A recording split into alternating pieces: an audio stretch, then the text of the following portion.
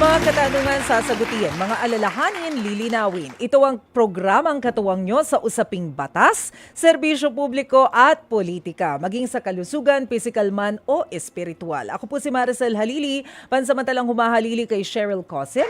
Sagot kita. Kami po ay napapakinggan ninyo sa 105.9 sa Mega Manila, 106.7 sa Davao, 101.9 sa Cebu, 101.5 sa Cagayan de Oro, 99.9 sa Ormoc at 107.9 sa Tacloban. Bukod po sa radyo mga kapatid, mapapanood nyo rin po kami sa True TV Channel 19. Channel 19 po yan sa Signal ha.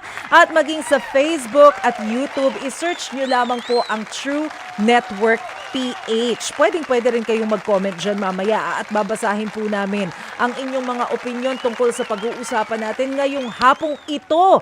Ngayong Lunes po ng hapon, usapang batas po tayo sa ating programa mga kapatid. At ang tututukan po natin ay, Diyos ko, mga ilang linggo lang ang nakakaraan very hot ang topic na to tungkol po sa surrogacy at adoption. Kung matatandaan po ninyo, nasa 13 Pilipina yung nahuli dyan sa Cambodia. Nagpunta po sila doon para maging surrogate mothers. Ang problema, hindi po legal. Ipinagbabawal ng batas ang surrogacy dyan po sa Cambodia. Yun ang problema dyan. Ano nga ba yung sinasabi nating surrogacy? Kapag po kasi sinasabi natin na surrogacy, di ba kung kayo familiar doon sa process ng IVF, napaka-scientific naman ang approach natin no? Di ba kapag nahihirapang magkaanak, ang isang mag-asawa, ang ginagawa nila, kung minsan sumasailalim sila sa isang scientific medical process na tinatawag natin na IVF. Kinukuha yung egg cell ng babae at yung sperm cell ng lalaki. Pag kinuha yon, pagsasamahin nila na nasa labas ng katawan. So pag nabuo na siya, yun po ay ilalagay sa katawan ng surrogate mother. So ganun yung nangyayari sa kanya. So kumbaga, kapag po sinabi natin na surrogacy, isang babae yung magdadala at manganganak ng bata para po sa ibang tao. Ganun yung nangyayari. Kumbaga, siya yung nagbubuntis para sa ibang babae, para sa ibang mag-asawa. So, yun yung nagiging issue dahil ito pong aktibidad na ito ay mahigpit po na ipinagbabawal sa Cambodia. Pero ang pananaw po ng gobyerno ng Pilipinas ay ibang-iba pagdating po dyan sa usapin ng surrogacy. Kasi kung ang Cambodia, ang pananaw dun sa mga naging surrogate mothers mga kriminal ito dahil sa violations nila doon sa kanilang batas, dito po sa Pilipinas ang pananaw natin dyan mga biktima sila ng human trafficking. 'Di ba? So after po ng ilang proseso, nabigyan din naman ng pardon o napalaya rin naman itong mga babaeng ito, nasa more or less 13, pinalaya po sila ng Cambodian government. Sa huling pagkakarinig ko, bumalik na dito sa Pilipinas yung iba no? Ang problema nga lang po, dahil nga pinalaya na sila, kailangan na nilang akuin yung responsibilidad para dun sa mga bata na ipinagbuntis nila, na ipinanganak nila. Hindi na nila yun pwedeng ibigay kung sino man yung mag-asawa o babae na umupa sa kanila o nagbayad sa kanila para maging surrogate mother. Pero sabi nga po ng Department of Justice, pwedeng ipa-adopt ang mga ito kung hindi naman sila capable o wala silang kakayahan na mabigyan ng maayos na buhay itong mga batang ito na ipinanganak nila. Yung iba kasi dyan, kaya naman talaga pumapayag na maging surrogate moms, dahil wala silang pera. Gusto lang nila na kumita ng sapat para sa ikabubuhay ng pamilya nila. So ganun ang nangyayari o kaya napapangakuan ng ibang trabaho pagpunta dun sa Cambodia, magiging surrogate moms pala. Ganun yung nangyari Kaya ang tingin ng gobyerno natin, human trafficking na victim sila. O mga kapatid, yan po ang pag-uusapan natin ngayong hapong ito, ang legalidad pagdating po sa pag-aampon at kung ano nga ba yung sinasabi ng ating batas tungkol nga po dyan sa surrogacy. Kaya tutok lamang po sa ating programa mga kapatid dahil sagot ko kayo sa usaping batas. Ang atin pong question of the day. Nako, pabor ka ba na gawing legal ang surrogacy? Kung meron po kayong gustong i-share, pwede po kayong mag-comment sa ating live stream. Pwede rin po kayong magbigay ng inyong mga katanungan. Tawag lamang po kayo sa ating tanungan hotlines sa 8689-3289 o di po kaya ay sa 8689-3290. At mamaya-maya po babasahin natin yung inyong mga komento tungkol sa usapin na yan. At kung kayo po merong mga katanungan tungkol po sa legalidad ng mga adoption at surrogacy, i-entertain po natin yan. Mag-message lamang po kayo o kaya tawag po kayo dito sa atin. No? So wag na natin patagalin mga kapatid. Simulan na natin ang ating talakayan. Ngayong hapong ito, makakausap po natin live via StreamYard si Attorney Paul Castillo. Siya po ay isang law expert at professor ng Far Eastern University. Attorney, happy Monday!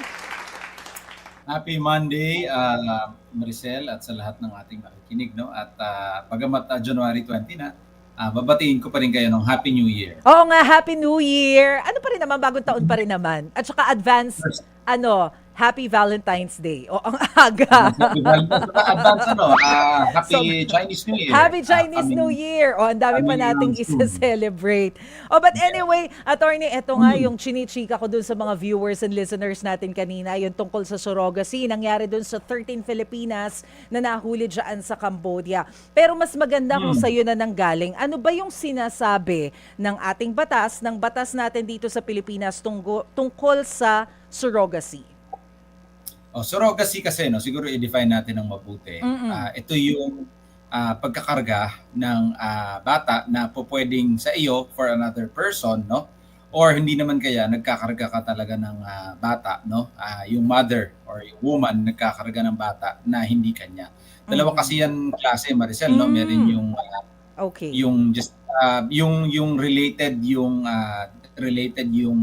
baby doon sa mother, pero it will be yung bata, no, will be for someone else, or hindi naman kaya ay talagang totally unrelated through science nagkakaroon ng insemination doon sa womb ng babae. So ibig sabihin, pwede rin pala na tawaging surrogacy, kumbaga kahit na sarili mong anak yon na ipinagbubuntis, pero kumbaga naipangako mo na ibibigay mo sa iba, ganon?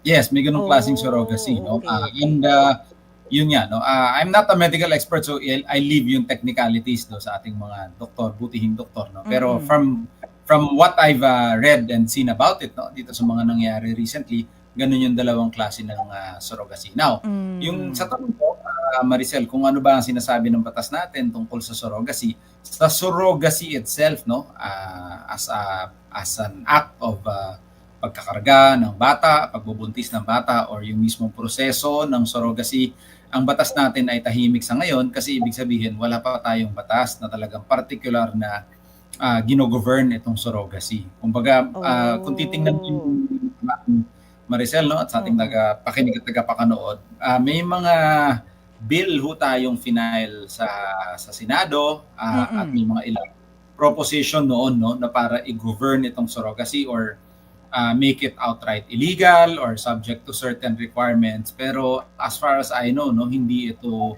lumusot, and hindi ko lang alam kung as of now kung merong pending sa ganon. Pero sa ngayon, kaya din medyo nagiging tricky yung usapan, Maricel, no, kasi wala talaga tayong batas na kategoryang pinamumunuan itong surrogacy. So baka because of what happened, maybe it's about time that it's revisited yung issue na yan at magkaroon ng proper legislation kung ano ba talaga dapat, no? Pero sa ngayon, tahimik ang ating batas at wala tayong particular na batas ukol sa surrogacy mismo. So ibig sabihin, Attorney, dahil wala tayong batas, pwede nating i-assume na legal ang surrogacy sa Pilipinas as of now, kasi walang magpapunish, walang magpipinalize dun sa kung sino man yung maging involved dito.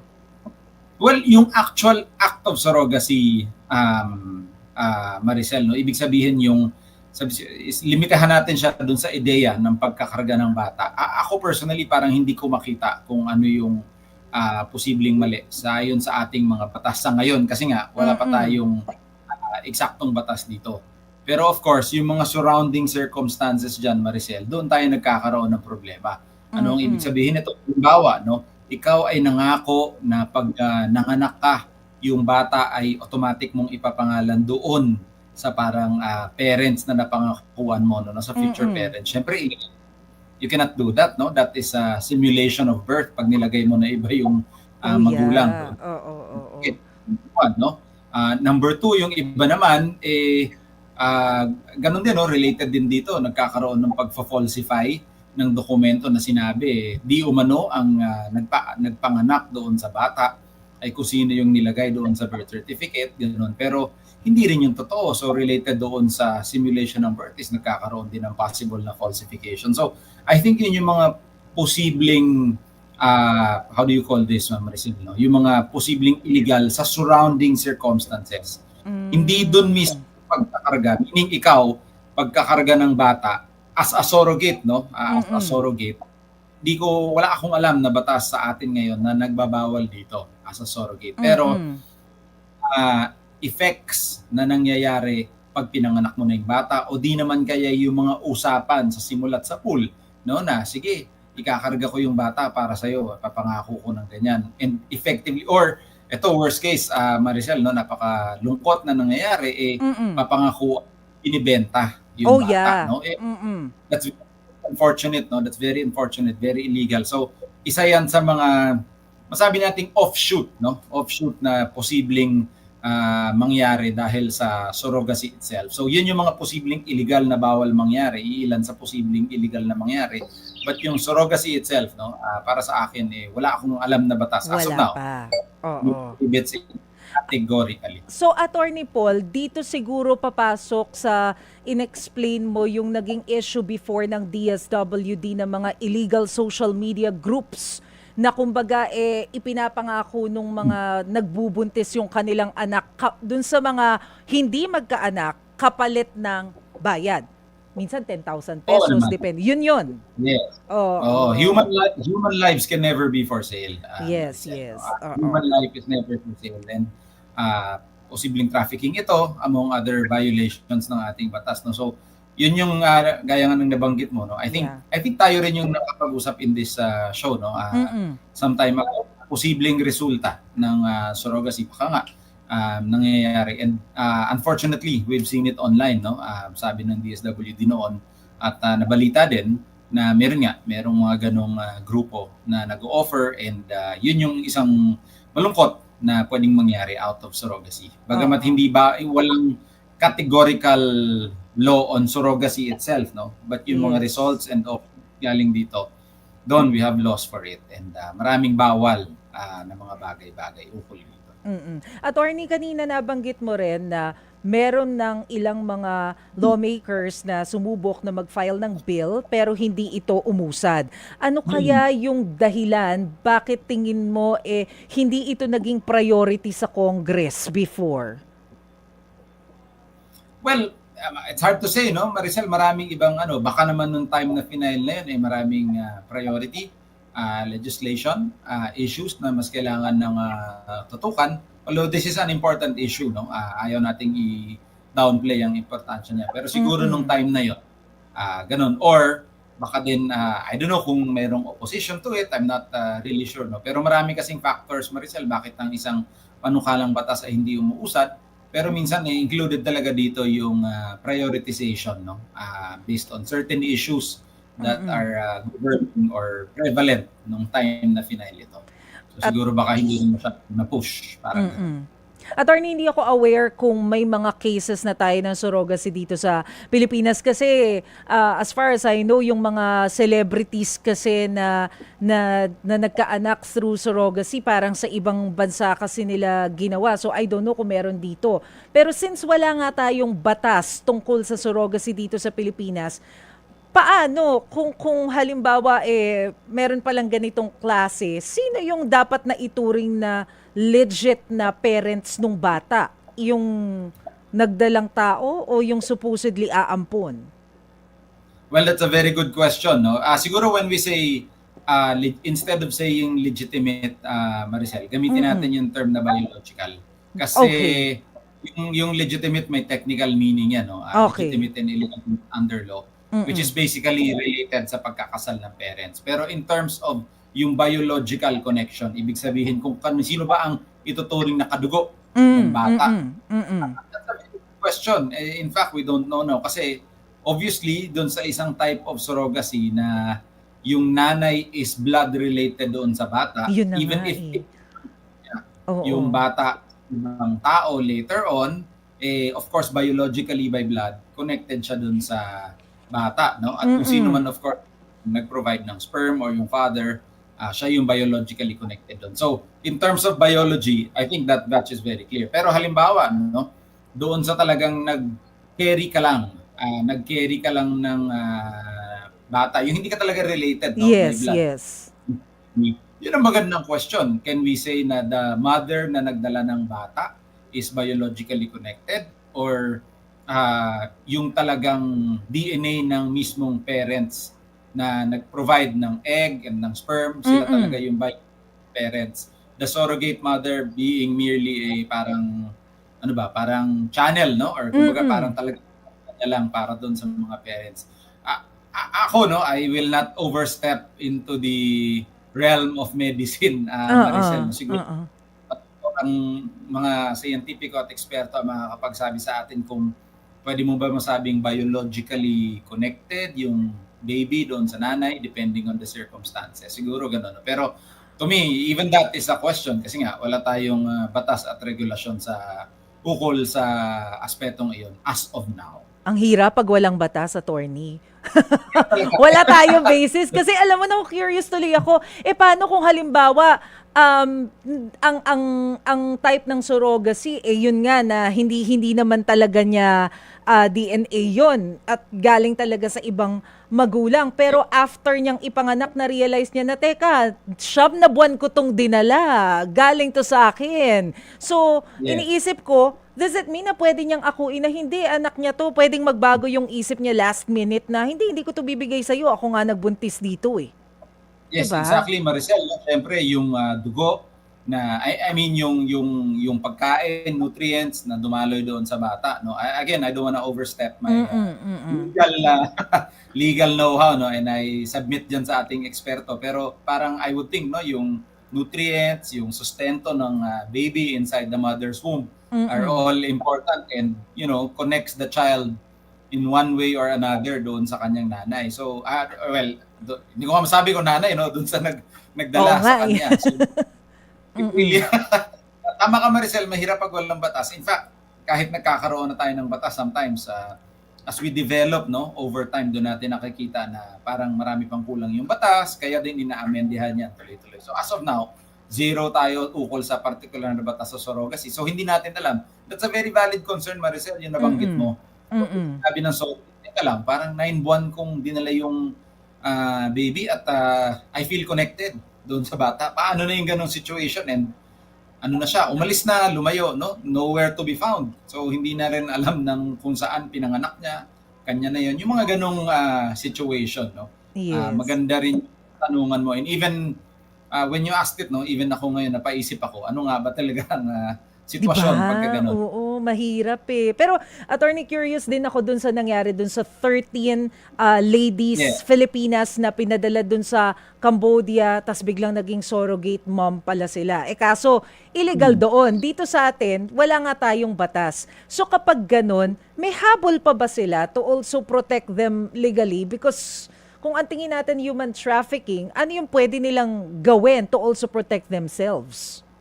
Oo, siguro, Maricel, no, tingnan natin sa aspeto kasi ng criminal act na banggit nyo kanina na bawal ang surrogacy sa Cambodia, no? Hindi Mm. ako pamilyar sa kanilang batas, but let's assume na talagang isang criminal act ang surrogacy sa kanilang bansa, no? Ang krimen kasi, Maricel, generally ito ay pinoprosecute or ito ay kumbaga nilalagay sa trial, no, doon sa lugar kung saan ito nangyari. Ibig sabihin, kung ito ay bawal sa mga batas ng Cambodia at doon nangyari yung surrogacy sa Cambodia, yung aspeto ng krimen na yon ay doon dapat nililiti sa Cambodia. Wala tayong Hmm. masabi doon, hindi natin lilitisin dito sa Pilipinas ang krimen na nangyari sa ibang bansa at defined as crime sa kanilang batas. No? So Hmm, that's the rule. mm. Now, dating doon sa nasabing kaya I think finokus doon sa trafficking because trafficking meron tayong batas. Matagal na tayong merong batas sa human trafficking, and kasama sa trafficking, Maricel, no, ang pagpapadala ng tao abroad ng panlilinlang. Ibig sabihin, pinangakuha mo ng trabaho. May magandang trabaho dyan, nag-aantay sa'yo, kumpanya, etc. Pagdating mo, surrogacy pa lang. No? So, tas no choice, binigyan ka na ng malaking halaga, so na-deceive ka, medyo na-coerce ka na. That's clearly a case of human trafficking. So, para maproteksyonan yung kanilang sarili, Maricel, is babalik ka doon paano ba sila na-traffic mula dito sa atin. Ibig sabihin, sino dito yung mga involved, no, na kung meron man doon sa pagta-traffic sa kanila, paano man ito na-facilitate at paano sila nalinlang at naloko upang maniwala na pagpunta doon. Kasi yun ang nabasa ko yung news, no? I read some of the articles. Yung pagpunta doon na nag-iisip sila na meron silang trabaho. Paano nang yan? Who deceived them? Sino yung nanlilang? Yan yung mga katanungan para malaman natin at para maproteksyonan din yung kanilang mga rights, no, galing dito mula sa atin. Okay. Ito na lang, Attorney Paul, bago tayo mag-break. Kung halimbawa ilalatag yung ating batas ngayon tungkol sa surrogacy, ano sa tingin mo yung dapat na makasama dito sa batas? Ano yung mga dapat linawin para at least once and for all maging maayos din kung ano yung pagkakaunawa natin sa surrogacy? Well, number one siguro, Maricel, no, we have to make a decision whether we outlaw surrogacy per se or outlaw certain aspects ng surrogacy, no? Kasi admittedly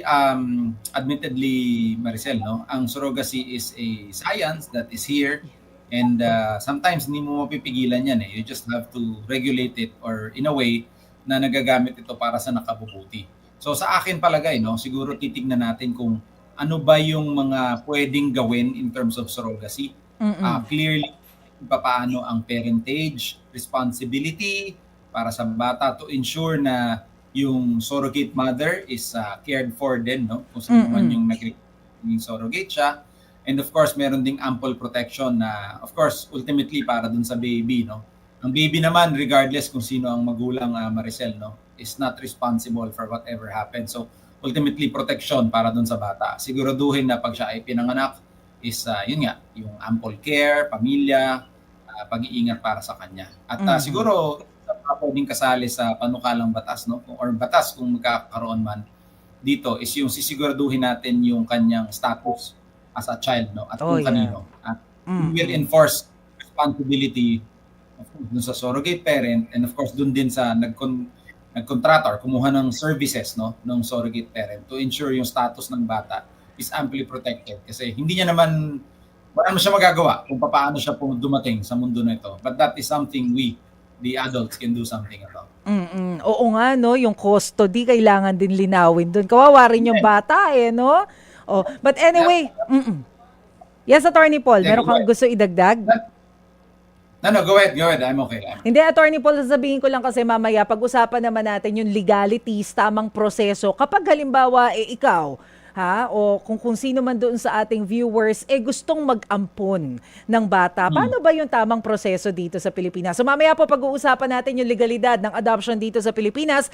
Mga kapatid, mag-comment lamang po kayo sa ating live streams, at babasahin po namin ang inyong mga komento. Pwede rin kayong tumawag sa ating tanungan hotlines 8689-3289 o di po kaya ay sa 8689-3290. Huwag po kayong bibitiw, magbabalik pa ang programang Sagot Kita. Nagbabalik po ang programang Sagot Kita. Kasama pa rin ang inyong lingkod, Maricel Halili. Ang ating question of the day, mga kapatid. Pabor ka bang gawing legal ang surrogacy dito sa Pilipinas? Message po kayo sa amin. Babasahin po namin ang inyong mga komento maya-maya lamang. Kasama pa rin po natin ngayong hapon si Attorney Paul Castillo, ang ating pong legal expert pagdating po sa usaping ito. Good afternoon ulit sa iyo, Attorney Paul. And gaya po ng nasabi natin kanina, pag-usapan naman natin yung legalidad ng pag-aampon dito sa Pilipinas. Ano ba yung sinusunod natin na legal na proseso kapag tayo mag-aampon dito sa Pilipinas? Very timely, Maricel, no, yung katanungan mo, sapagkat marami tayong recent developments, no, pagdating sa adoption. Dati ho kasi ang adoption ay dumadaan pa sa korte. Ngayon, nung 2 years ago, 3 years na, no, 2025 na pala, about 3 years ago, no, naglabas ng batas ang ating Kongreso na ginagawang administratibo ang pag-aampon. Ibig sabihin, instead na kayo ay dadaan pa sa korte, ito ay naging isa ng administrative procedure, o di naman kaya yung wala nang involvement yung korte, is may specific agency na lang, no, na tumutulong dito. Of course, pangunahin rito yung DSWD, pero nagkaroon din ng National Authority for Childcare, tapos mga Regional Alternative Childcare Offices or RACO. So, ibig sabihin, Maricel, no, yung adoption ay hindi pa rin madali, no? Ibig sabihin, lagi ko nga sinasabi, bagamat ito ay naging administratibo at in a way mas napadali, sinisigurado ng batas natin na hindi pa rin ito na parang bibili ka lamang ng damit, okay, hindi, sapagkat ang pinag-uusapan niyo ho rito ay buhay ng bata, no? So ito pa rin ay detalyadong proseso na ultimately ang ini-ensure ay ang pinakamakabubuti para sa bata, the ultimate or the best welfare of the best interest of the child, no? Para doon. So ang proseso ngayon, Maricel, is fa-file ka ng petition. Of course, titingnan muna kung ikaw ay qualified, no? Qualified na ng bata, or titingnan din on the other side kung qualified kang i-adopt yung pwedeng ma-adopt yung gusto mong i-adopt, no? Kung qualified adoptee. So qualified adopter, qualified adoptee, tapos magpa-file ka ng petition doon sa DSWD. May local office yun, no? Yung Regional Alternative Childcare Office. Magpa-file ka ng petition, titingnan nila yung requirements kung nami-meet mo, tapos magkakaroon ng mga social study, titignan kung kamusta yung relationship ninyo, ano yung situation ninyo, all of these things, and then eventually maglalabas ng order of adoption. Pero kakasabi ko parang simple lang, no, sapagkat syempre pag sinasabi mo ito sa programa, medyo mabilis lang, pero pag kayo ay dadaan na sa proseso nito, mas detalyado ho, maraming requirements, and itong requirements na to ay makukuha natin doon sa RACO o yung Regional Alternative Childcare Office kung gusto niyo mag-adapt. Pero attorney, balik muna ako dun sa sinasabi mo na i-check kung qualified na mag-ampon. Sino-sino ba yung qualified? Paano mo ba masasabi na pwedeng mag-ampon ng bata ito?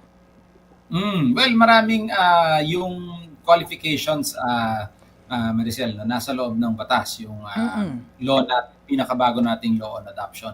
Among the requirements, no, several kasi, no, hindi ko lang ma-enumerate lahat, but there are several requirements. Kasama dito yung at least, kung di ako nagkakamali, 25 years old, no, yung edad mo. Okay. Tapos ikaw ay hindi nagkaroon ng conviction ng krimen. Kasama dyan yung meron kang magandang pag-uugali, meron kang abilidad na palakihin yung bata, at meron kang higit na 16 years old ang tanda mo doon sa gusto mong i-adopt. Ibig sabihin, yung 16 years old, older doon sa gusto mong i-adopt. Subject to certain exceptions. Kasama dyan, Maricel, yung anak ng asawa mo or sarili mong anak.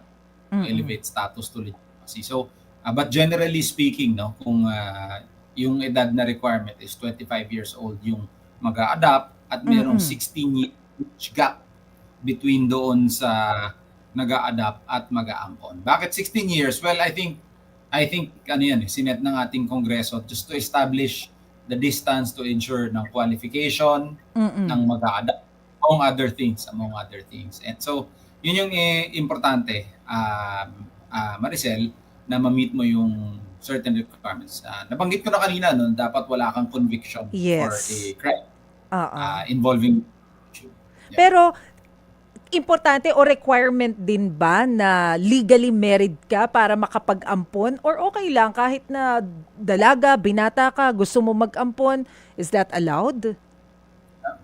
Legal marriage is not required for adoption, Maricel, no? Hindi mga kasal lamang sa bawat isa ang pwedeng mag-ampon ng isang bata, no? Kasama diyan, marami kasing situations, Maricel, no, maaaring ang isang halimbawa, very common, no, at nakakita na tayo personal, is yung isang tita, no? Isang tita ng single yung tita, walang asawa, walang partner, pero gusto niyang i-adopt yung kanyang pamangkin, no, sapagkat na pumanaw yung mga magulang ng bata. Right. So, may mga ganon. So, may mga ganong situation at hindi naman required na may asawa yung nag-a-adopt, no?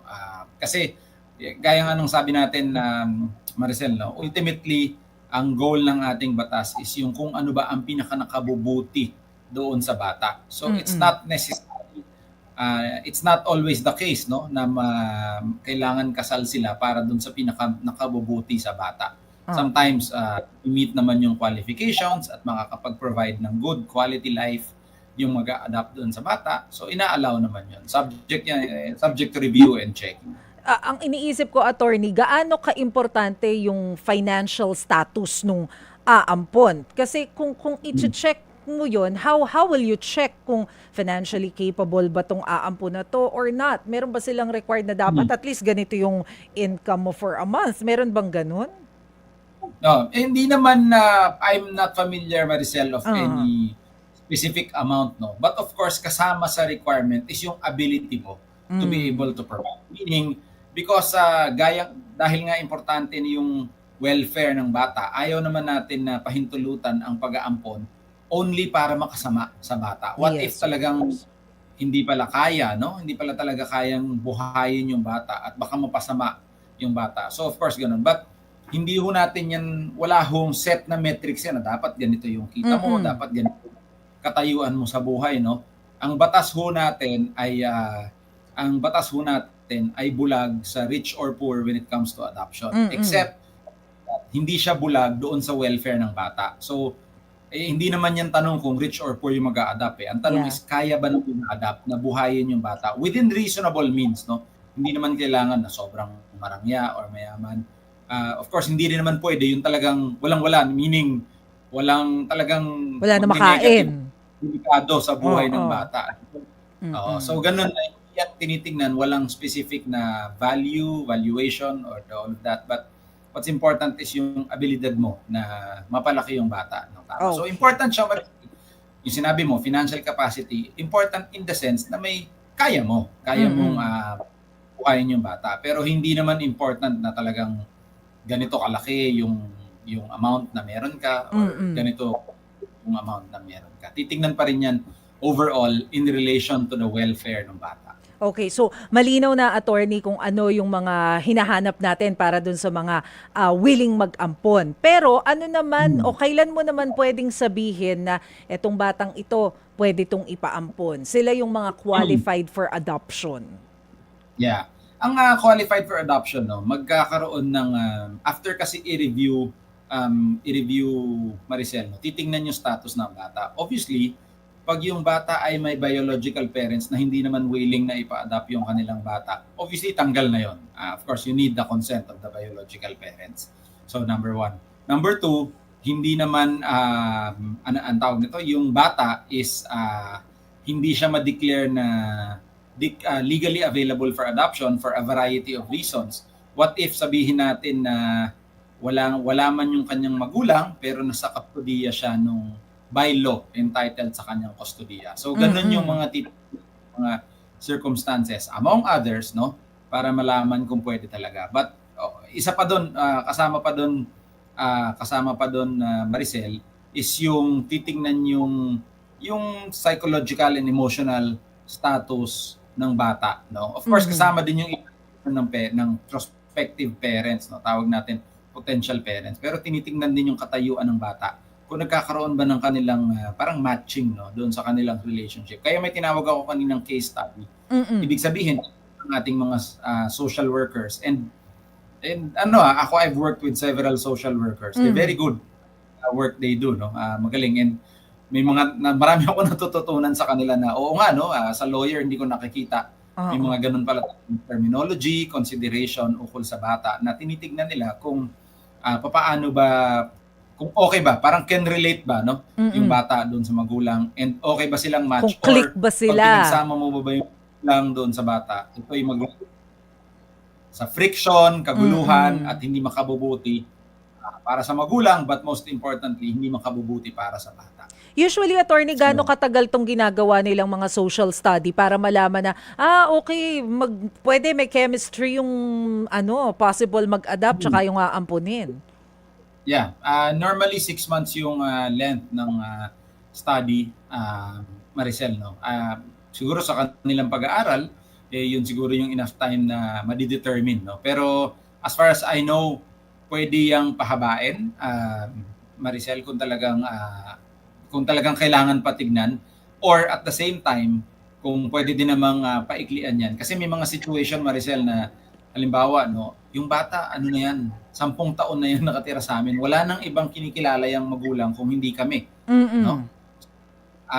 Baka pwedeng certain case-to-case basis maaari din paiklian. But I would say, no, yung 6 months is the more or less the average, no, para maaral kung talaga bang tugma yung mga magulang, mga potential na magulang sa kanilang balak i-adopt.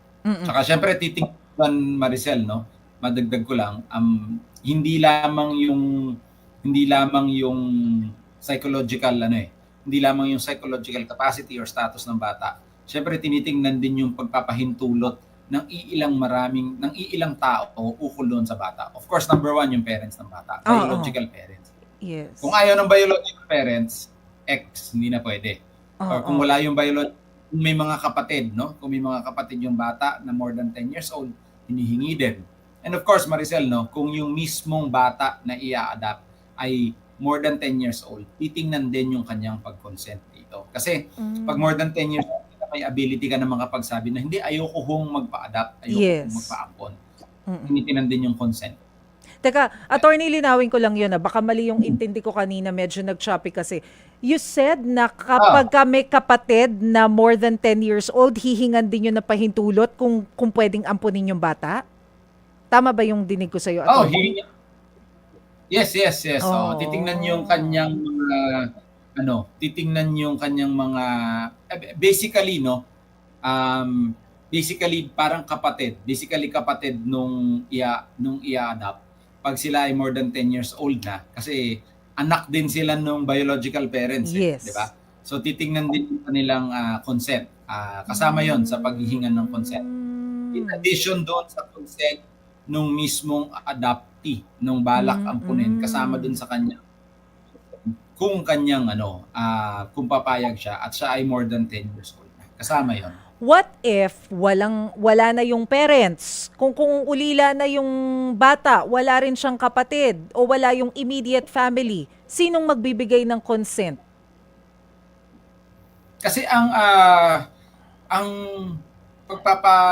pagkustodiya ng bata, Maricel, no, pag nawala yung magulang, pumupunta yan sa kapatid or sa grandparents actually na may ability.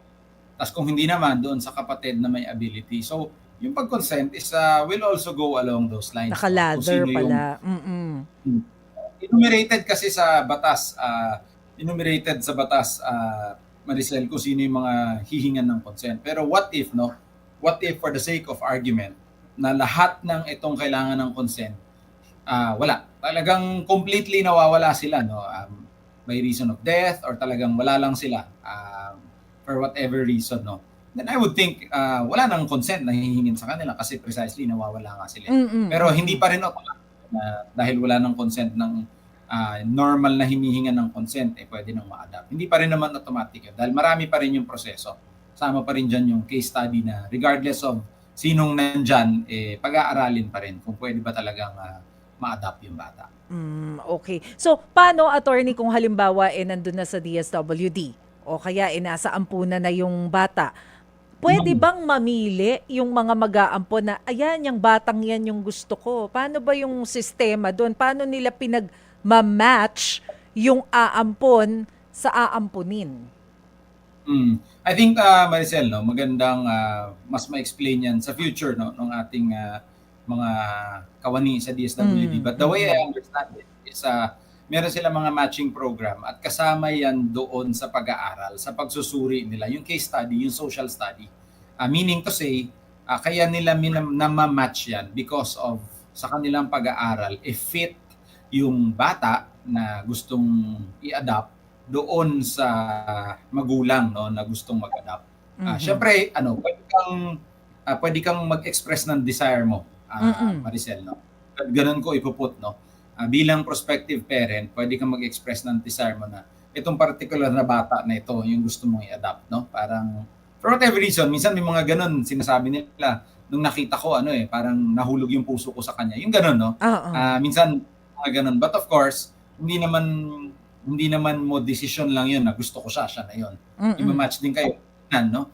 Titignan from an emotional, psychological, other perspectives, no, ng kanilang pag-aaral kung talaga bang nagma-match kayo doon sa bata. But of course, you can express yung desire mo. Hindi din naman pwede na mag-a-adapt ka ng hindi mo din naman gusto. Obviously, no? Oo. So, of course, na it goes both ways, no? It goes both ways. Yes. Okay. So, attorney, kanina nabanggit mo na kung saan yung unang agency na dapat puntahan. Pero para dun for the sake of our listeners and viewers, pwede bang paki-enumerate uli saan nga ba sila una dapat pumunta kapag sila'y interesado na mag-adapt, and then after dun sa agency na yon, ano yung kasunod? Ang pangunahin po dyan is yung inyong local na DSWD. No? Pwede ho kayo mag-inquire doon kung paano yung adoption. Pero doon ho sa ating bagong batas, may kinreate na office, yung tinatawag na Regional Alternative Child Care Office or yung RACCO, RACCO. No? Ito po ay ini-establish per region at pwede rin ho kayo lumapit dito para humingi ng gabay at tulong kung paano ba simulan ang proseso ng pag-adopt. No? Kasi hindi naman, tas titingnan din yung inyong case, no? Kasi hindi naman lahat Maricel nang i-adapt na sa DSWD. Meron kang gusto mong i-adapt, yun nga, gaya ng sabi ko, pamangkin mo, or minsan Yes. sarili mong anak ng asawa mo. So, titignan yung inyong situation. So, dun ho kayo magsisimula and magagabayan nila kayo, no, kung paano ba kayo makakapag-adapt. Maricel, siguro ang magandang guideline natin dyan is adoption is really favored, especially pag makakapag sa bata. No? Kasi, bakit mo naman hindi papayagan na ang bata ay mapunta sa isang tahanan kung saan may pagmamahal at pagkalinga sa kanya. So, that's why adoption is really favored, but we have to protect the child. That's why Yes. pagdating niyo ho doon, titignan nila yung inyong sitwasyon. Marami silang tests, marami silang requirements, documentation, mahaba ho yung listahan na yan. At intentional yan, hindi yan simple kasi nga buhay ng tao ang pinag-uusapan dito. Pero kung okay naman ho lahat at kung talagang gusto nyong i-adopt, no, lahat naman ay inyong gagawin sa loob ng ating batas upang dumating yung point na ma-adapt nyo na eventually yung bata na gusto nyong i-adapt. Pahabol. Pero inulit ko lang, no, yung RACO, Yes. Regional Alternative Child Care Office. Okay. Pahabol lang, attorney. Gaano katagal usually ang inaabot bago mo legally masabi na adopted ko na tong batang ito? Kapag adopted, kasunod na sa apelido mo, pwede nang ganun no? Paano ba yun? I don't know kung isusunod ba sa apelido mo or not. Pero usually, gaano katagal yun? Naalala ko kasi yung case ni Judy Ann Santos. Ang kwento niya sa isang interview, inabot siya ng ilang taon Well, Maricel, no, dun sa una mong thought yung sa apelido, of course, isusunod sa iyo kasi ano nga yan of course, kunwari married kayo, no, normally sinusunod doon sa apelido ng father. But generally speaking, sinusunod talaga siya sa pangalan ng adopter. Kasali yun kasi ikaw ang nagiging magulang ng bata, no? Doon naman sa sinabi mo gaano katagal, maraming factors, Maricel, no? But kung sa aking tingin, no, kasi ito galing sa aking personal na experience sa mga natulungan nating kliyente, no, Maricel. Meron kami ngayon na ongoing, I think nakaka 1 year na kami. Hindi pa kami tapos pero medyo going to the tail end. Meron din one time, close to 1 year na tapos namin. Malaking factor dyan, Maris, is yung pagkakakumpleto ng iyong mga papeles. Kasi minsan, bigyan kita ng listahan, ito yung requirements namin para sa adoption, ito yung mga kailangan mong gawin. Ang tagal-tagal bumalik, no? Hindi ina-action. Mga ilang dokumento na kuha. Ngayon, kinukuha sa 2 linggo, 1 buwan. So, may mga ganun, no? I see. Lahat yun nag-play ng factor. Pero kung talaga tututukan ninyo, no? Kumbaga ikabubuhay ninyo, yung ibubuhay ninyo araw-araw yung pag-adapt sa gusto nyong i-adapt. I think maybe close to a year, may 8 months, close to a year, kaya. Pero yun nga po, no? Hindi ko naman gustong sabihin na dapat gano'n. No? Marami ho talagang factors and it can be longer and it's normal. Kasi nga marami inaaral na situation dito na effects nung adoption. Okay. Sige, attorney, magbe-break lang muna tayong mabilis na mabilis. Mga kapatid, pwede pang humabol sa pag-comment sa ating live streams, ha? Huwag po kayong bibitiyo, magbabalik pa ang programang Sagot Kita. Nasa huling bahagi na po tayo ng ating programang Sagot Kita. Ako po si Maricel Halili. Ang ating question of the day, pabor ka bang gawing legal o legal ang surrogacy dito sa ating bansa? Kasama pa rin po natin sa StreamYard si Attorney Paul Castillo, ang atin pong legal expert. Attorney, baka meron kang pahabol na reminder sa ating mga viewers and listeners tungkol sa adoption and surrogacy. Maricel, I lost you about 10 seconds. So, hindi ko alam kung may sinabi. Okay, hindi, attorney, hinihingan lang kita ng additional message. Baka meron ka pang Can you hear me? reminders or gusto pang sabihin dun sa ating mga viewers and listeners tungkol sa adoption. Okay. Maricel, medyo nagbe-break Nako, connection, no? But basically, ang akin lang, no, siguro wag ho tayong ma-intimidate sa requirements ng adoption. Kung ito po ay talagang gusto nyong i-pursue, no, makakatulong po ang ating mga ahensya. Pangunahin na yung nabanggit ko, yung RACO, at sila po ay very helpful, no? At even from my own experience, no, very helpful po sila dito sa proseso ng pagka-adapt. Ultimately, ang gusto nila ay kung anong nakabubuti para sa bata. At gusto nyo rin naman ito bilang adopter. So magtulungan lang ho kayo at eventually darating ang point na ma-adapt nyo din yung gusto ninyong i-adopt. Okay, nako, maraming salamat po sa inyong oras, Attorney Paul Castillo. Thank you. Anytime. Ayan mga kapatid, si Attorney Paul Castillo. Sa puntong ito, silipin muna natin ang mga comments ng ating netizens ngayong hapon. Unahin natin si Ronald Tumbaga. Sabi niya, dapat may mga batas na pumoprotekta sa mga Pilipina pagdating sa surrogacy issue, maging sa adoption. Dapat fully informed sila sa mga ito para di agrabyado. At lakihan din ang parusa sa mga violator, pati na sa human trafficking. Sabi naman ni Anthony Mercader Papelieras, para sa akin, iba ang batas ng tao at iba ang kautusan ng Diyos. Pag-aralan ng mabuti bago gawing legal ito at siguro ay isama sa pag-aaral ang spiritual aspect kung labag ba sa batas ng Diyos ang surrogacy. Eto naman ang komento ni Beth Carcusia. Sabi ni Beth, para sa akin, pabor ako sa surrogacy para mapunuan ang isang pamilyang walang kakayahang magdala sa sinapupunan ng isang babae. Ngunit dapat sa legal na pamamaraan. Sabi naman ni Laila Santos, dapat gawing legal kasi parang pinagkakakitaan ng katawan ng babae dyan. Hindi yan safe. Oh. Eto naman si June Romel Javier Galion. Pabor po ako sa batas na surrogacy law para sa kababaihan, para sila ay madepensahan ng gobyerno laban sa paglabag sa rights nila. Sabi naman ni Mark Mendez, paano kung hindi mag-push through ang surrogacy? Ano ang mangyayari sa bata? Hindi po ba dapat ipagbawal na yan in the first place? Yun na nga, Mark, yung sinasabi kanina ni Attorney Paul, dapat talaga meron tayong malinaw na batas tungkol dyan. Kasi ang problema ngayon, pagka nagbago yung isip ng surrogate mom, di natin alam kung kanino dapat mapupunta yung kustodiyo ng bata kasi wala tayong malinaw na batas tungkol dyan. Sabi naman ni Sakura Negra Hamito, pabor po ako kasi malaking tulong sa mga taong nahihirapan manganak na sila ang magdadala ng baby nila ng 9 months. Para naman kay John Marquez, sa tingin ko magbibigay daan lang ang surrogacy sa mga malpractices o irresponsableng paggamit ng reproductive technologies. Mag-ampo na lang siguro kesa mag-surrogate. Si Eddie Rehuso Litada naman, pabor ako na gawing legal itong surrogacy para magkaroon naman ng pagkakataon ng mga mag-asawang gustong magkaroon ng anak pero walang kakayahang magpuntis ang babae. At eto pa, nako, active ang ating mga listeners. Si Vina de la Cruz. Sabi ni Vina, kung ako lang naman ang tatanungin, hindi ako pabor sa surrogacy kasi hindi po ba mahirap mawalay sa batang dinala mo sa iyong sinapupunan kapalit ng pera? isa yan actually sa mga concerns, Vina.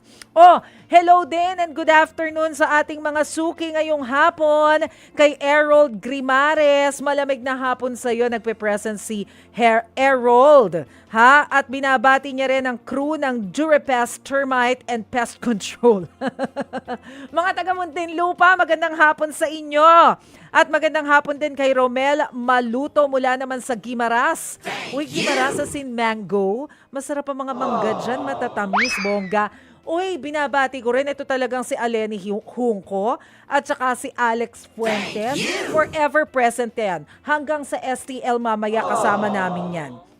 Marites Insha, si Venancio Baltazar, Raymond Kawe at kay Romeo Macapas. Nako mga kapatid, salamat po ha sa pagsama nyo sa akin ngayong hapong ito. Mamaya kita-kita tayo 5:30 in the afternoon. Dito pa rin ha sa True FM. Of course, mapapanood nyo po kami sa Signal Channel 1 at sa True TV sa Channel 9. Channel, ano ba tayo? 16, 19. Nalito sa numbers. Mahina talaga sa math eh. Sa totoo po yan. Mamaya magkita-kita po tayo. Mga kapatid, dito na po nagtatapos ang isang oras na tanungan at sagutan. Sa ngalan ni Cheryl Cosim, ako po ang inyong kapatid Maricel Halili. Sagot kita.